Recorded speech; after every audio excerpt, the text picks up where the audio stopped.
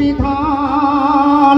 যদি আগুন লেগে ধ্বংস হয়ে যায়, যদি আগুন লেগে ধ্বংস হয়ে যায় বিশ্বের যত বইয়ের দোকান, তবু বিশ্ব থেকে হারাবে না পবিত্র কোরআন। তবু বিশ্ব থেকে হারাবে না পবিত্র কোরআন। পাকিস্তানের প্রেসিডেন্ট জিয়াউর রহমান ও আগুন লেগে ধ্বংস হলো, ও আগুন লেগে ধ্বংস হলো, তবু একটি কোরআনের অক্ষর বিদ্যমান।